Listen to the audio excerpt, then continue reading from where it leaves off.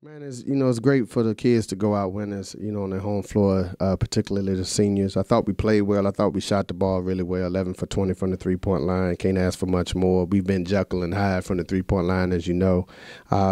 We stepped up and played really well. I thought we took them out some things that, they like to do, and they play multiple defenses, so we had one day to prepare. So I thought we did a good job of attacking their defense, interior, outside, and I wish we would have put the game away in the first half much better. We knew they would make a run. They well coached. Mary Garvin does an outstanding job. That team has lost maybe 6 or 7 games in MEAC playoff one possession. So they're 5-9 in the MEAC. They could very well be 9-5. But nevertheless, it's a good team win.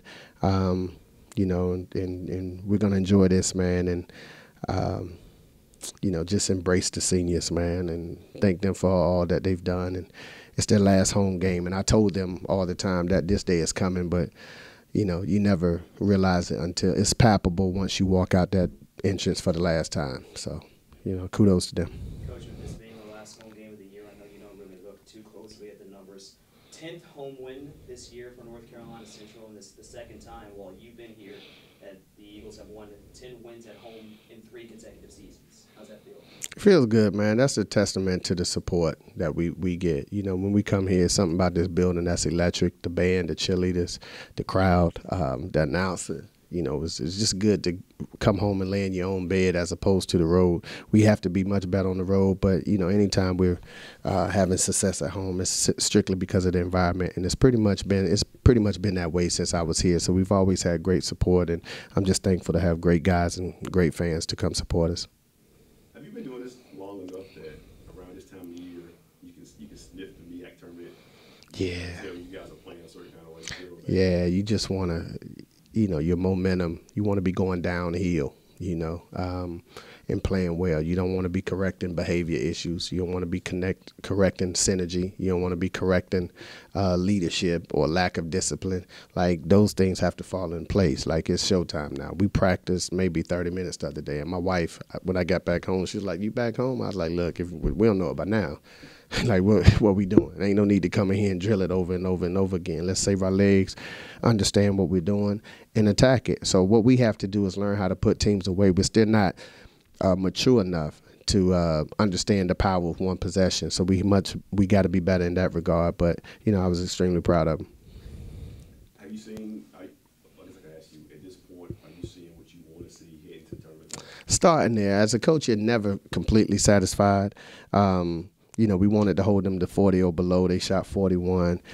We shot 55. We made shots. We made free throws. It's always something to take away and extract from a game that you're not pleasantly surprised or pleased about. But we have to be better in all facets, because I want our guys to understand the power of one possession. And going into that tournament, that's what it's going to be, one-possession basketball games. And that's what it was leading up to those stages last year, and I'm sure it's not going to be any different this year. Like, I've been in it so much, man, that I understand. Like, look, we don't like them, they don't like us. We get it. It's a rivalry, but emotionally, man, I can't. Every game is a rivalry for me. You know what I'm saying? Like, I don't coach them harder against A&T than anyone else. I realize that's for the fans. It's really for the fans. You walk out of there and it's like, just kind of like Duke and Carolina. It's for the fans of Duke and Carolina. And, it's a hostile environment. Obviously, we're going there to represent our school, and we have a great sense of pride to do what we need to do, but no one's handing out any trophies. Win, lose, or draw in that game. And we got to understand that. We got to channel our energies in the right direction. So we're going to win a basketball game. It's a super important game because it's the next game. Just focus on, let's win tomorrow. Tomorrow we'll come back and we'll watch some film, right? So let's make sure we're the best that day. These kids can't see the long run. I can't see the long run. Like, I don't know when we play. The referee told me, he said, "Man, y'all off to 10 days?" I was like, "Are we?" Like, I did not know. I don't know who we play. Jonathan will tell you. I don't know. I just don't know. All I care about is the present, because I got to manage so many people and so many things at one time that I can't even function in this organization. So I try to keep them focused as well. And Obviously, if we're capable and able and God willing, we can win the tournament. I don't know where they're going to send us, but, we do understand that we've accomplished a lot of things here, but we yet to have an NCAA tournament victory, and we want that as well. So I'm greedy. I want it all. I want to go to the Final Four. That's my dream. That's my goal, and I just need people to buy into it with me, but we got to do it one day at a time. It's a little emotional right now because I didn't really think that playing my last game here would feel this way, but it's a bittersweet moment. It's time for something else now, so I'm locked in. We're all locked in, and I'm just blessed and I'm grateful that we were able to come together and win our last 2 home games, so that meant a lot. You've been around 2 championship teams. You redshirted in 2016. Right. Played last. Yeah. Can you feel around this time of year you guys turn up a notch and things feel different right around tournament time? It do, man. It's crazy because right now I got chills. I don't know what it is. It's like every year around this time we just I think we come together and we just bond as a unit and we buy into what what Coach is asking us to do, and it seems to always work out in our favor. Hopefully this year could be the same way. I mean, we got the personnel, we got the coaching staff, we got everything we need to go do it again. So we just got to stay prayed up and stay focused, and I think we give ourselves a good chance to do that. Is there a certain game or a certain practice or a certain moment where you just tell, all right, it's turned the corner and we're clicking a little bit? Yes, sir. I think when we lost to Norfolk, I think that's kind of when we turned the corner. Even though it was a loss, that game I feel like we got better. We didn't turn the ball over as much. I think we were up like maybe 7 with a minute to go. So we were really supposed to win that game, but I feel like that game right there kind of helped us turn the corner because we went to Howard with a little bit of motivation, but not only motivation, a little confidence too, because we know we gave Norfolk away. So we went into Howard knowing that we're supposed to win. So I feel like the Norfolk game was our turning point of the season so far. Coach said this time of year he wants to be cruising downhill. Everything is going. Yeah. Mm-hmm. Do you feel like the practice is smoother, the film sessions are smoother? Do you guys have everything? Yeah. All the concepts, everything. Yeah, I can agree with that because by now everybody should know, what Coach is asking of them. Everybody should know our terminology, and everybody should just know what to do by now. The season is almost over, regular season. So it's like if you don't know what you're doing by now, then you're probably never gonna know.